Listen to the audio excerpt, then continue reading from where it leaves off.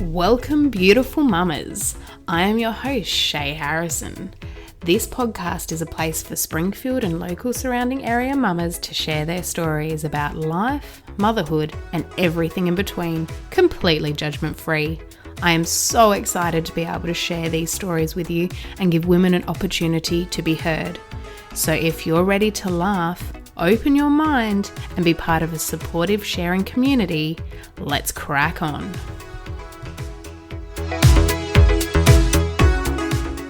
Alrighty, so welcome to the podcast. Thanks for having me. Super excited. I'm really excited to be able to share your story in particular. This one is a bit different to some of the other ones that we have done. Yeah. So I think that this will be, I think a lot of people will relate in some way to what you're about to talk about. So what I'll get you to do is, as I've done with everyone, just introduce yourself, your kids, your age and their age, just so our listeners just can understand a little bit about you. Yeah. And then we'll crack on. Okay. I'm Kaitlin. I am 32. I have 2 kids. Yep. Liam is 5 and Charlotte is 3. Awesome. Alrighty. So what's your story, Kaitlin? So on the 30th of May in 2019, I was diagnosed with stage 3 bowel cancer. Yeah. How old were you then? So I was 29. So I was diagnosed a few months before my 30th birthday. Charlie was not even 1 yet. It was 2 weeks before her first birthday, and so Liam wasn't even 3, so he was just under 3. Yeah. So I first started having symptoms probably when I was heavily pregnant with Liam, so in the middle of 2016, I think it was.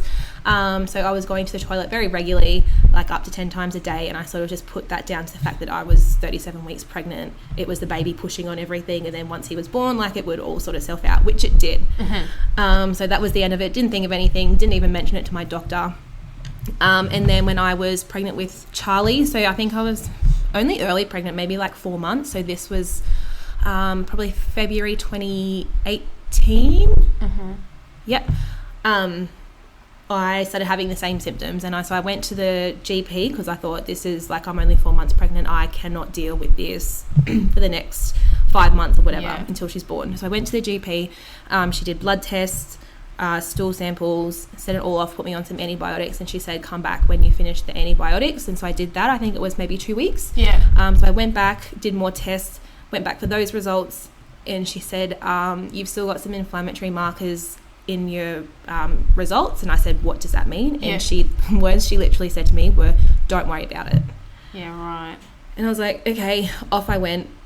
And then a few days later I had a checkup with my obstetrician. So both the kids were born private, and I'm so thankful now that I have mentioned it to my obstetrician. So I told her what the doctor had done and what she had said about not having to worry about it, and she went, that's definitely something that you need to worry about. And those were her words to me. My obstetrician said that to me. Was it just loose or regular? Yeah. And was there urgency? Like, do you I need to go to the bathroom right now? But they were the only symptoms? The first time I remember it happening when I was pregnant with Charlie was I was in the shower, and I had just gotten in the shower, and like this urge to go, and I was like, that's really weird, that's never happened before. Because I was always the person that would never even go to the toilet in public. Right. I would wait until I got home. I wouldn't go anywhere in the shops, nothing. And so to have like that sudden urge, and I was like, this is weird. So it was at that point when I made a doctor's appointment. It's this, or else in public. So I went to the obstetrician, and she said, I'm going to refer you to a gastroenterologist. So I went and saw him. I have no family history of bowel cancer. There's not really any sort of history of much cancer in my family. So he had no suspicions whatsoever that it could have been cancer. He said to me, I think that it's probably inflammatory bowel disease. And he said, because it's probably not cancer, that it's not urgent. So just when the baby's born, come back once things have settled down, and we'll do a colonoscopy then. By the time that you had seen him, how far into the pregnancy were you? So I think this was probably would have been about February, so it still would have been around the same time. So I still would have been 4 or 5 months pregnant. So she was born in June 2018. About halfway then. So he said, come back once she's born, things have settled down, and we'll do a colonoscopy. So naturally went on with the pregnancy. So they don't like to do colonoscopies when you are pregnant? No, because there was no suspicions that it was anything serious. Because you have to go under twilight sedation. And there's a risk of perforated bowel and... and like the baby, like the anaesthetic crossing the placenta, and blah, blah, blah. Anyway, so she was born, that was fine. And then settling into life with, you know, a toddler and a newborn. Yeah. I didn't go back to see my gastroenterologist until February of 2019, I think it was. So maybe like she 8 would have months been, later. yeah, so she would have been, Charlie would have been about 7 months Yeah. old. And so then scheduled a colonoscopy. Sorry, it must have been about April when I went back to see him. April 2019, I reckon, because then my colonoscopy was the 30th of May 2019, and then that's the date I was diagnosed. After you had her, did your symptoms, like with Liam, go away? Yes. Yeah, okay. And that could have been why you're like, Yeah. oh, they've gone. Maybe Yeah. it was just pregnancy. Yeah. But my mum is a nurse, and so she pushed me to go back and see him, and like luckily that she did. Otherwise, who knows what would have happened. Yeah. Went into the hospital on the 30th of May, not expecting anything, like just, it had never even crossed my mind that I could wake up and have my world like tilted on its head. Yeah. Anyway, so I woke up from the anaesthetic, and they had called Chris in. Did they only do the colonoscopy, or did they do the... Just a colonoscopy. Yeah, okay. Yeah. And so then when I woke up, the nurse bought me like these little drinks. And they were like only little, you know, like when you do your glucose test when you're pregnant, it was like, it just looked like that syrupy type stuff. And I was like, this is really weird because I've had surgeries before and I've never had this brought to me when I woke up. Mm-hmm. And I was like, oh, what's this for? And she said, the doctor will come and talk to you. And I was like, what the fuck? And then like I've seen Chris walking in and his face was like, what the fuck? And we're all like, So we had to sit there and I had to drink these drinks and wait for my doctor, for the gastroenterologist to come and talk to me. And so he came in and he goes, we found... I'm 99% sure that we found cancer. Fuck. And I was like, what? Whoa, and like, it gives me goosebumps even. Yeah, and like we were just shocked, like just shocked into silence. It was just something that we never ever thought that would happen. Mm-hmm. And so these drinks that he gave me were, because I was being sent straight to CT to see if it had spread. Oh shit. Yeah, and so like I'd never had a CT scan or anything like that. So I was No. like, what is happening? Like, Yeah. it just... so unexpected, so unknown, and such a shock because it was all like bam, bam, bam, like all of this stuff is happening after you've just woken up from anaesthetic as well. So like you're a bit dazed, and you've got a little baby. Yeah, so, yeah. So went and had the CT scan. So sorry, what do the drinks do? It's I don't actually know. Oh, okay, then it's just to help. Yeah, the scan. it's just like for your body to do something so that the scan can help see if there's anything irregular going on. Okay, yeah. So we went and had the CT scan, and my gastroenterologist said to me, I've already been on the phone to a colorectal surgeon at Greenslope. So all of this happened at St Andrews in Ipswich. Yep. He said, I've been on the phone to a colleague at Greenslopes. They're going to call you today to make an appointment. So this was a Thursday. Do you remember what time it was? The morning or in the afternoon? By this time it probably would have been early to mid-afternoon, because then we had to... That's still very fast. Yeah. So then we had to like let our families know. And I was like, and then it was at that point where I was like, how the fuck are we going to tell my family, my parents, my siblings that this has happened? Anyway, so I went and got the CT scan done. And then I think it was on the way home from the hospital that day, maybe, I got a phone call from my new surgeon from Greenslopes. And so this was a Thursday afternoon. And so then my appointment for him was booked for Monday. So for like 3-4 days time. So we still hadn't gotten the results from the CT at this point when I got my appointment to see my surgeon. We got those results the next day. So the next day we found out that it hadn't spread anywhere else in my body. But they hadn't... That would have been a long time to be waiting. Yeah, but they hadn't got the results to say if it was actually cancer. Yeah, okay. Yeah, I think. It's a bit fuzzy now. Yeah, understandably. That's a lot in a small amount of time. Yeah. So we went and met my surgeon on the Monday at Greenslopes, and he's the type of doctor that is always running behind. So I think my appointment was for like 1:45 in the afternoon, and I think we sat there for an hour and a half waiting. Oh, wow. So like that was awful. Oh, like I can imagine. So Chris was there and my mum was there. So we went in and we saw him, and my surgery was scheduled for the following Monday. Yeah. Sorry, I know I'm not meant to do that. No, you're all right. Cough's a cough. Yeah, and so, sorry, I missed a bit. So back to the Thursday when I had my colonoscopy with my gastroenterologist, he said to me, we're going to have to remove your bowel. And I was like, what do you mean? Like, how are things going to happen internally if I don't have a bowel? And he said you would have to have a stoma, which is like a colostomy bag that sits on the outside of your body, and then that's where all your poo goes. And that was even before they had officially diagnosed you with cancer? Yes, because my cancer, we found out like way down the track that it was caused by a genetic condition. So I have where's Chris when I did, because he knows how to pronounce it. Familial something or other polyposis. So I had 1,100 polyps all through my large bowel. Wow. You're not meant to have any polyps. No. And so it turns out that I had actually, I think only 2 polyps had turned cancerous. That's lucky. But because it was all through my bowel, they had to remove the whole thing, because my gastroenterologist said to me, it's not a matter of when it, not a matter of if it turns to cancer, it's when. Yeah, okay. So he said to me, like, this is when I'm just woken up from anaesthetic, like, you are going to have your whole bowel removed, you're going to have a poo bag. And I was like... At that stage, was it forever? Yeah. Yeah, okay. I was like, mind spinning. And I was like, okay. So then we went home, got the CT results the next day, no cancer, met my surgeon on the following... No cancer through the rest of your body? Yes, sorry. Yeah. Met my surgeon the following Monday. Surgery was scheduled for the next week, so only a week away, to have my whole large bowel removed and to have a stoma created.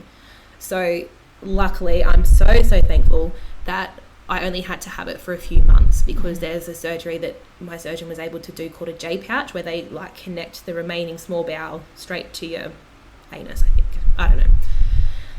And so that was a lot to wrap my head around in a week. Like, I had no idea what my life was going to look like after we came out of this surgery. So I had an appointment at the hospital in that week where I met with the stoma nurse, who specifically looks after people with stomas and all that kind of thing.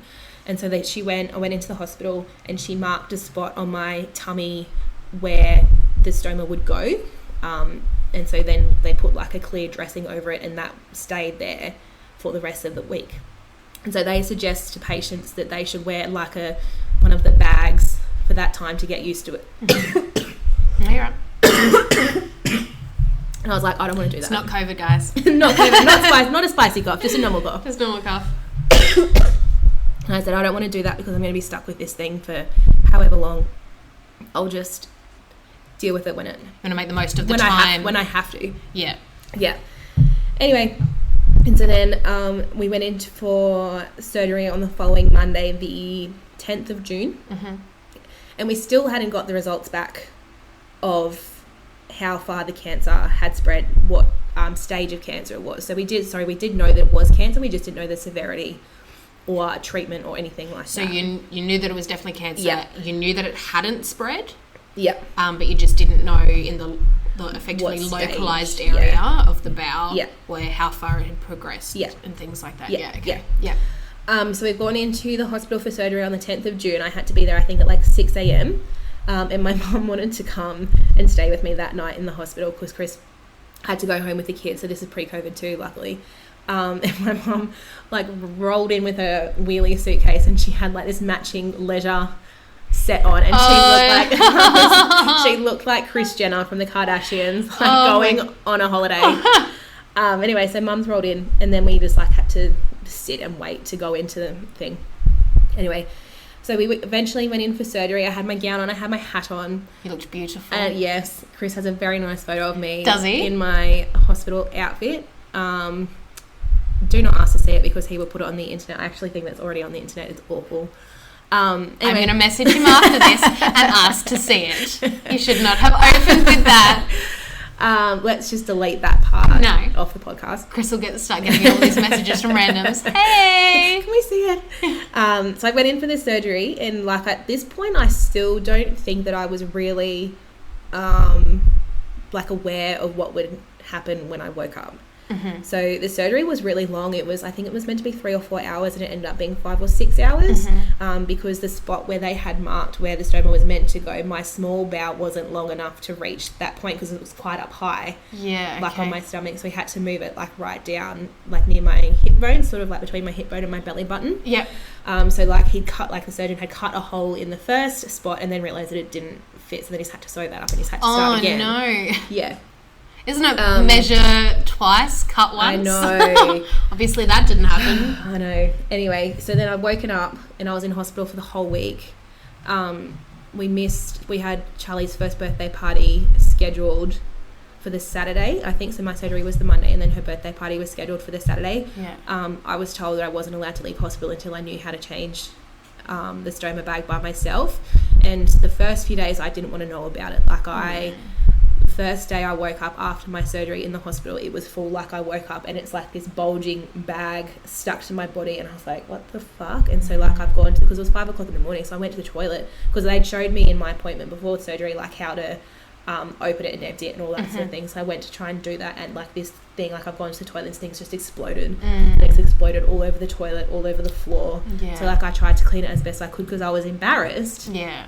And like this is hours, not even 24 hours after having like major abdominal surgery, when I couldn't even like roll over in the bed by myself. Everything was a struggle. So I've tried to clean this up and then I called the nurse to let her know what had happened.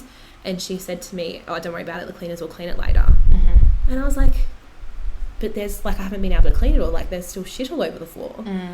And so from that point on, like that sort of put me off wanting anything to do with it. And I also was then like, she was a bitch, that nurse, but the rest of the nurses at Green Slopes were all lovely. Yeah. Anyway, so I think it was like Wednesday or Thursday when I finally was in the right headspace to try and do it, because I knew that I wasn't able to go home until they were confident that I could do it myself. Because that whole process from start to where you are now is pretty horrific. Yeah. Like there's a lot to process in a short amount of time. So you can understand why you're not ready to, let's get this done. It's still processing everything. So I was hoping to be home by the Saturday for Charlie's birthday party, her first birthday party. And everyone kept saying to me, oh, don't worry about it. Like, it's only her first birthday. She won't remember, but that's not the point. Yeah, it's your daughter. So, it did end up postponing her birthday for 2 more weeks, which was probably the best thing because I was getting exhausted very quickly. I was still in a lot of pain. So I didn't end up leaving hospital until the following Monday. So I was in hospital for a full 7 days. And then we had, I think, 5 or 6 weeks where I couldn't lift the kids or do anything strenuous like that. I had all that time off work. Was your workplace supportive? Yeah, they were really good. I had a lot of sick leave as well, so like I was fully covered with my sick leave. Yeah. So while I was in hospital recovering over that week, we did find out that it was classified as stage 3. I think there was, as I said, two polyps that had turned cancerous and they had moved into my lymph nodes. So is stage... So 1, is it 1 to 4? Yes. And then stage 1 is the mildest, the lowest? Yeah, so if you wanted, like if you had to pick to have cancer, you'd probably pick to have stage 1 because it's like the most... treatable? Like gentle, treatable, whatever. Okay, And then stage 4 is the worst, and stage 4 is usually terminal. Yes. So we were sort of hoping for stage 2 because they couldn't, like polyps are slow growing, but they didn't know how long this cancer had been there for. But I suspect now that it was probably back when I first had symptoms when I was pregnant with Liam. Did you have any symptoms before that at all? Before I was pregnant? Yeah, in hindsight, no. No.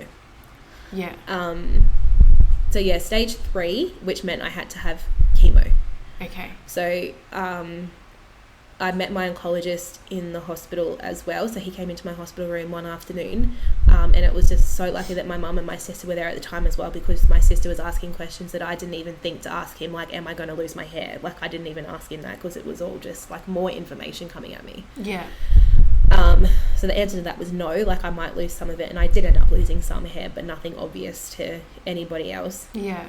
So I did chemo for 3 months, which started the end of July, because I had to recover enough from my surgery, because when you have chemo, it affects your immune system. So I had to wait for my incisions and all that sort of thing to heal, because if I started chemo before that had happened, then it leaves me at a high risk of infection. So I did 3 months of chemo for 3 days every 2 weeks. So I would go to the hospital on a Tuesday. I'd spend most of Tuesday in the hospital for one drug, and then they would set me up with a second drug that I would have to go home with for the next 2 days, and then I would go back to the hospital on Thursday and they would take it all out, and then that would be it for the next 2 weeks. Wow.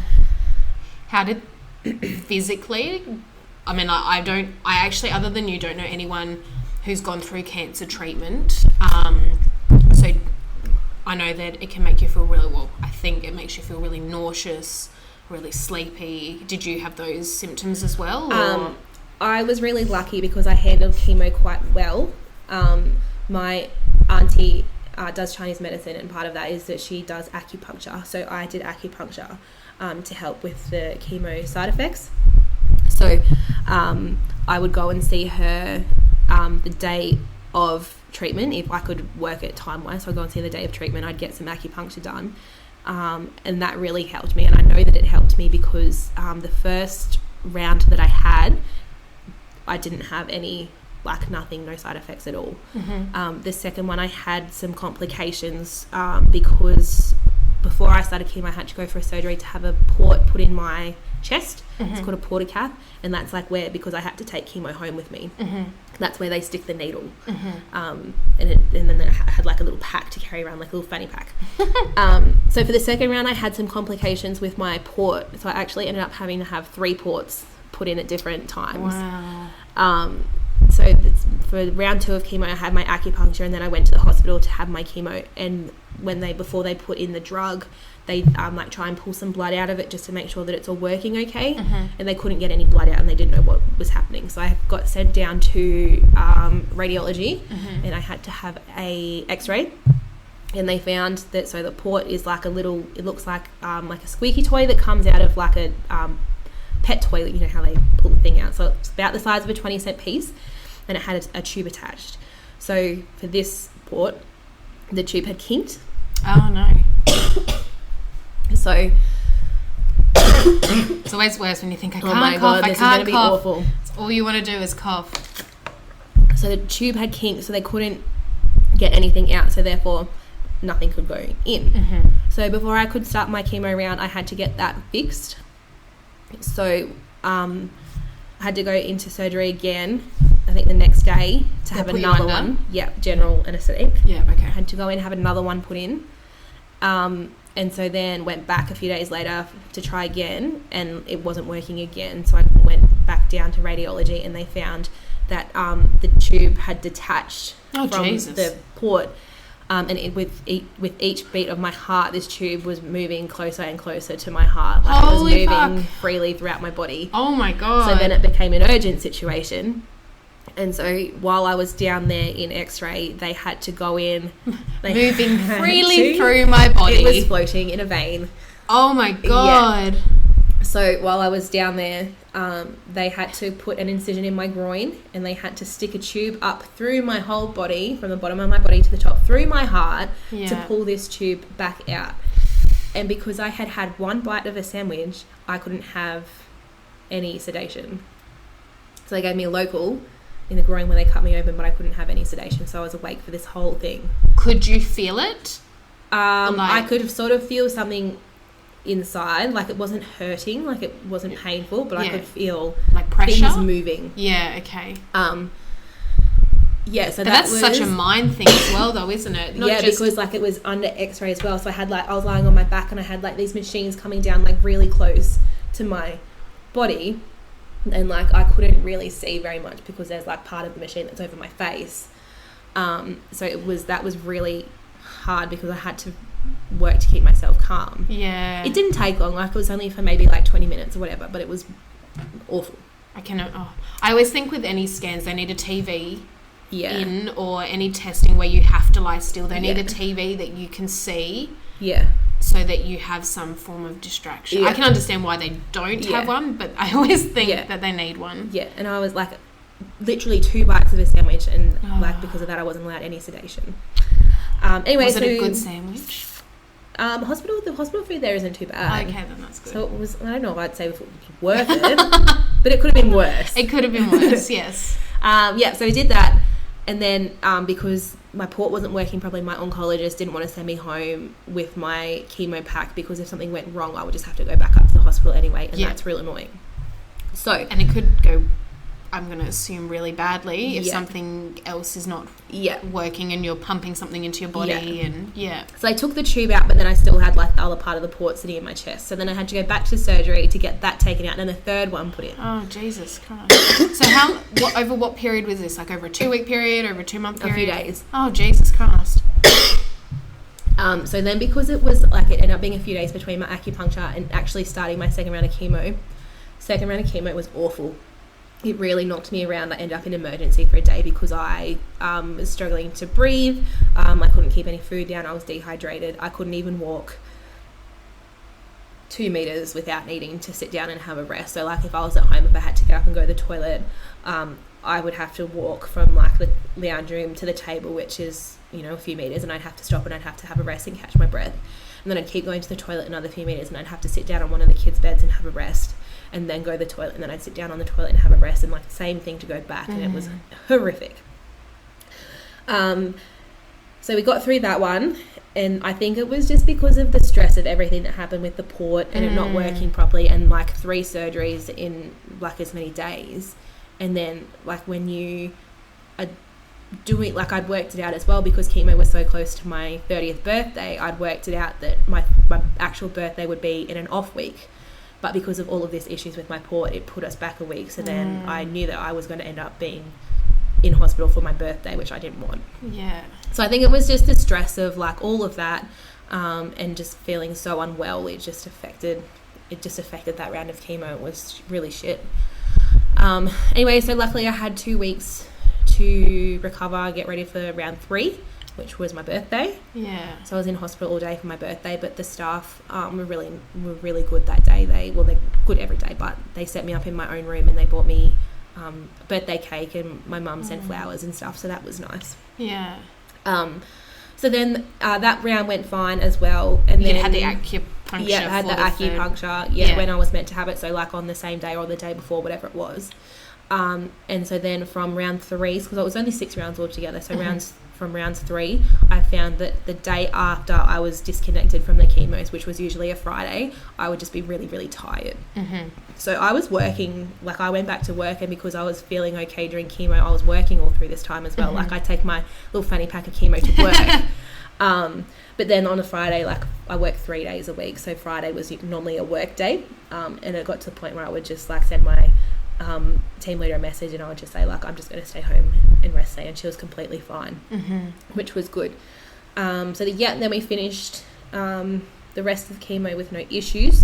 I didn't actually have to have chemo because they got all of the cancer out during surgery, and like the type of cancer and like how it was found from the polyposis. Without chemo, I think I had a 30% chance of it reoccurring somewhere else.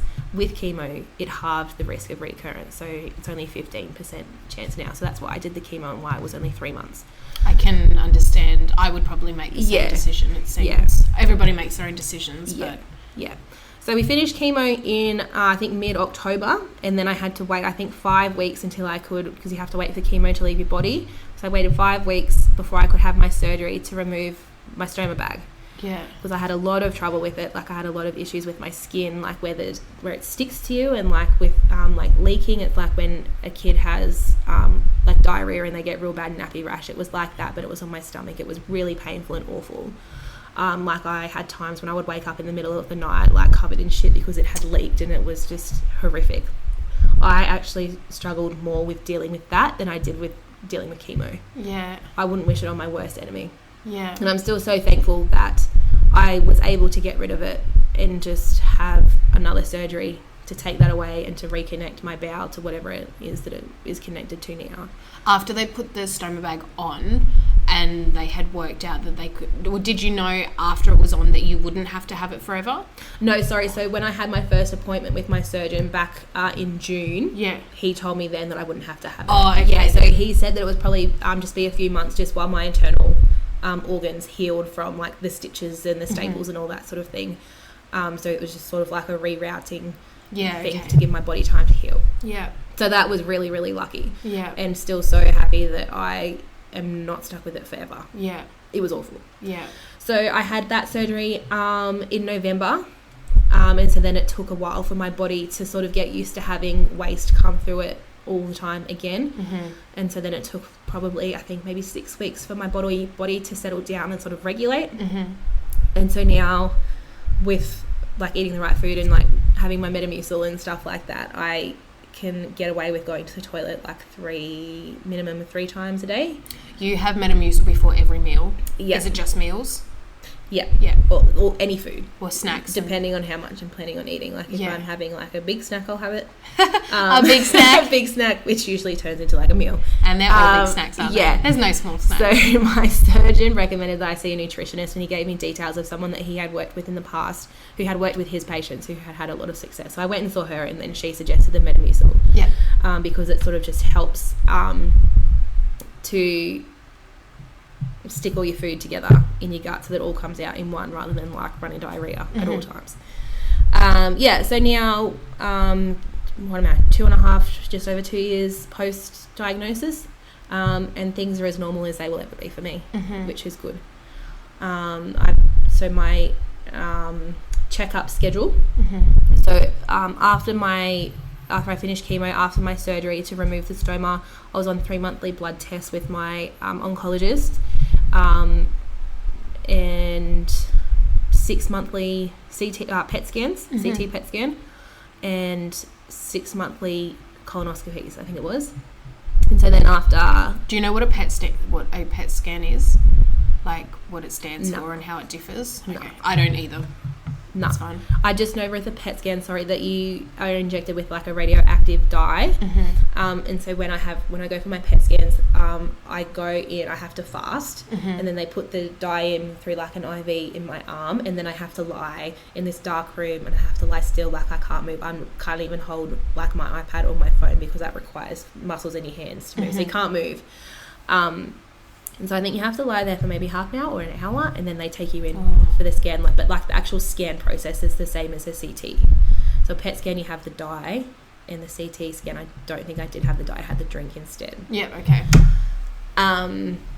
So now I'm on 12 monthly PET scans. The last time I saw my oncologist in June, he said to me that they're looking, like some doctors around the country are looking at changing the checkup schedule for my type of cancer. So instead of scans for 5 years, it looks like I might only have to do them for 3 years. So I have another PET scan in February, and so then I might have one more after that, and then that will be it for scans for me.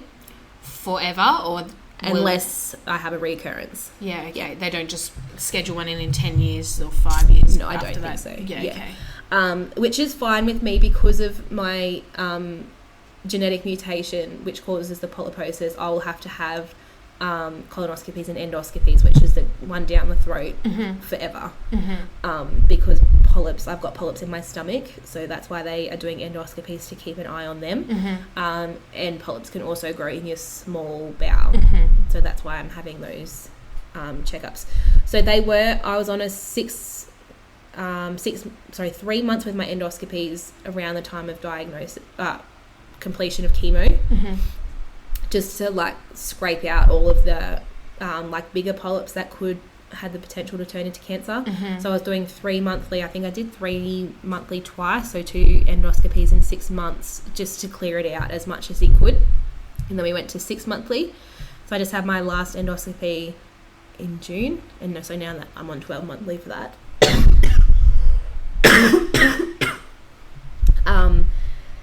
And my last colonoscopy I had a couple of weeks ago, which was clear, and then the one before that was 6 months, because there were some low-grade changes that my surgeon found that were fine, but he just wanted to check back in 6 months instead of 12 months, just to make sure that it was all still fine and that there had been no more changes, which it was clear. I'm assuming it was clear. I haven't actually got my results.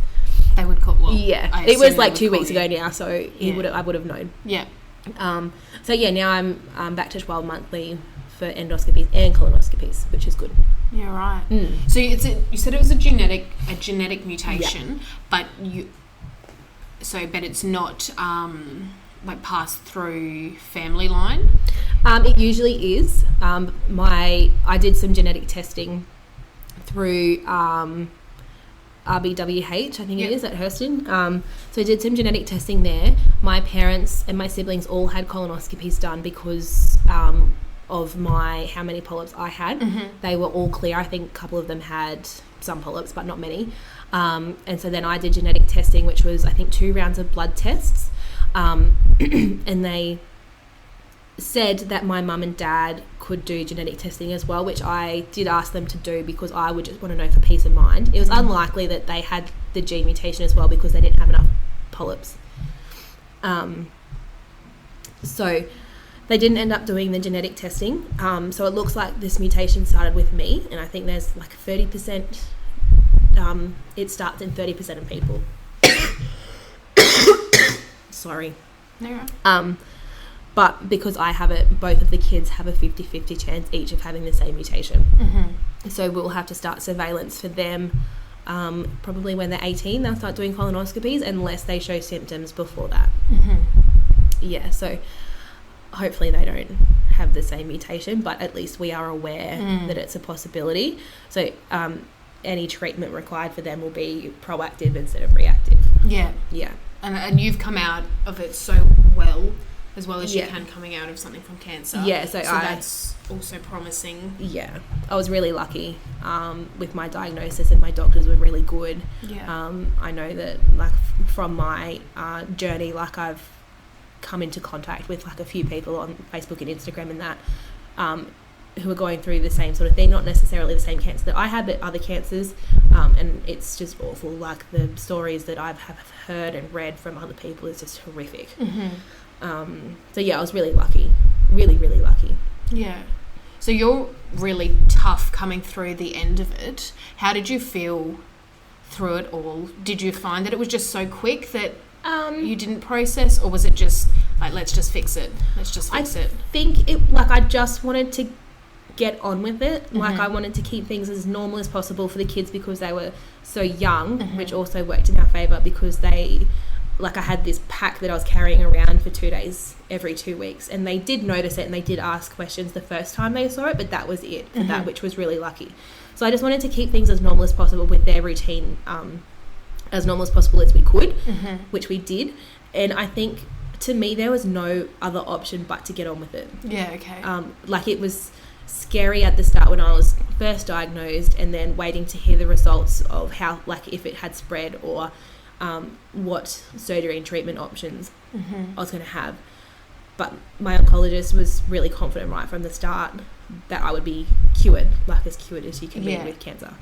And so, because he was really confident, that made me feel better about it as well. Yeah. And then once I started chemo and it was okay, went well, like, that helped as well. So I was able to keep, like, I wanted to keep working. And how did Chris and your family?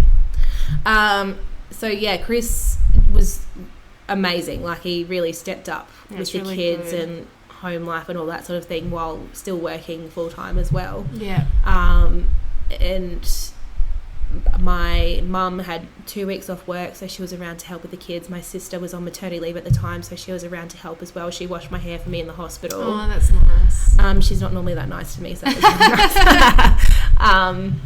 Yeah, my brother was overseas, living in London at the time, so I think that he felt a bit helpless. I spoke to him on the phone a few times, and my in-laws were around as well. So we had a lot of family support as well, which was really good. And I had friends come to see me in the hospital when I was in there for the week, so I know that a lot of people don't have that. Yeah. So yeah, just trying to keep things as normal as possible for all of us. Yeah. I think is just what got us through it all. Yeah.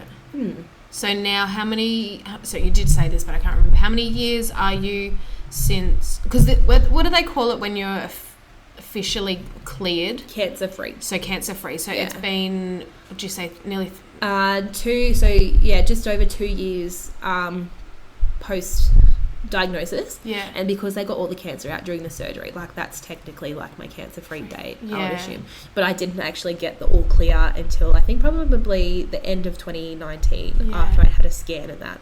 So nearly 2 years.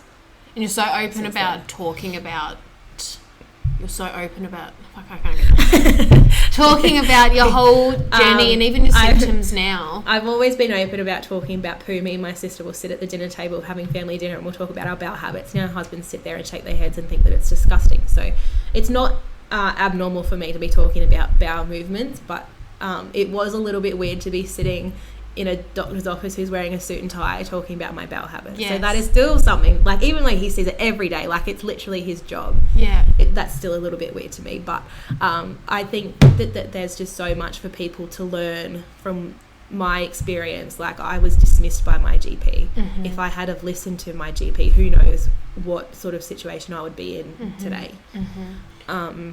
So just to cover off again, what were your initial symptoms? Regular ongoing diarrhea. Yeah. So I was going to the toilet like up to 10 times a day. And you had blood in your stool, or Not at that point, no. did you have blood in your stool before your diagnosis at all? I did when I was in my early 20s, but I went to the GP at the time and she put it down to a fissure, and I was on like an antibiotic cream for that, and that sorted that out. Oh, okay then. So I'm not sure if that was actually that. Yeah. But I do remember having a conversation with a couple of friends around that time, and we were talking about our poo, and I thought that it was normal to have red poo. And they're like, no. Unless you're eating Not normal. No. So I did go to the doctor then. Yeah. And she put it down to a fissure because she did a physical examination, all that sort of thing. Different doctor. Mm-hmm. But after that, I'm pretty sure that it all went back to normal until I was pregnant with Liam. Yeah, right. Yeah. So just the loose stool. Everybody has such different experiences. Yeah. And so loose stool when you're pregnant, I would also just go, oh, it's nothing. I'm pregnant. Hormone changes, bodily changes. So it's very interesting that people wait, well, from what I can tell, people go, oh, I've got no blood in my stool, I'm fine. Yeah. Yet obviously for you there was no blood in your stool, but there was still an issue. And I follow a couple of doctors on Instagram, and there is the rate of bowel cancer in young people is growing. Oh, okay. It's growing a lot. So there's another doctor at Green Slopes, not my doctor, but another doctor who I follow, the butt doctor on Instagram, if anyone is interested. He posts some really interesting internal photos from his surgery. That's the butt doctor? Yeah, that's the butt doctor.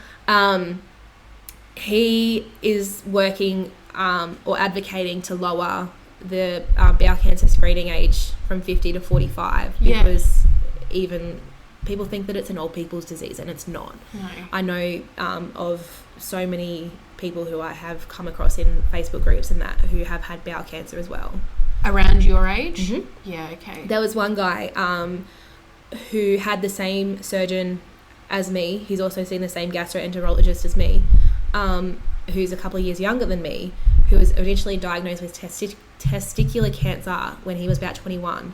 And then just before his 5-year clearance, he was diagnosed with bowel cancer at 26 or something like that. Oh, so wow. It, like, cancer doesn't discriminate. No. Like, it can affect anybody. Yeah.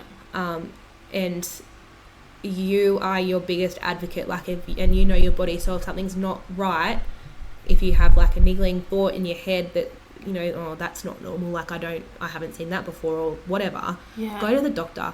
And if your doctor thinks that it's nothing, go and get a second or a third opinion. Yeah. Because if you don't help yourself, like, you're gonna push back. Yeah, right. Wise words. God. You're welcome. Write that one down. That's really, thank you so much for sharing that. I know that you are very open with everything, but it's such an interesting story that I think that it can highlight so many red flags for someone. Yeah. So thanks so much for coming on and sharing that. It's a bit full on for some people, but I do like to have a laugh about it, and I do joke about it, which has upset some people in the past. But anyway, but yeah, if you want to talk about it, if you want to ask me any questions, like, I'm happy to answer them. Yeah. I can put Kaitlin's maybe Instagram or something, Facebook, maybe not Facebook, Instagram. Slide into my DMs. Yeah. In the captions. I don't really know how captions work, but I'll work them out specifically for this. Kaitlin is really open about talking about any of her symptoms or any of her journey. So if you are concerned as well, I'm sure that she will genuinely be happy to help you out. Hit me up. Yeah. All right. We'll finish as we do all of the podcasts so far with a this or that. So I'll give you two things and you just pick which one you prefer. Okay. So, coffee or tea? Coffee. Wine or spirits? Oh, that's hard. Oh, can I elaborate? No. Just one or the other. Wine or spirits? Oh, spirits. Spirits. Vodka. Vodka. Burpees or get-ups? Burpees. And then which one is your favourite child? Depends on the day. Overall? Oh, it's pretty even overall. Yeah. They've got Liam because he's like calm and like funny in like a smart way. Yeah. Charlie because she's cheeky and a bit sassy. Yeah. And a bit of an asshole. I was going to say no one's been able to pick their favourite except Leash, who came on, who only has She's one only kid. got one. Yeah, so that made it easy. Definitely depends on the day. Yes. Well, thank you so much. That was really good. I'm really excited to be able to share this with everyone. So thank you. Thanks, Shay.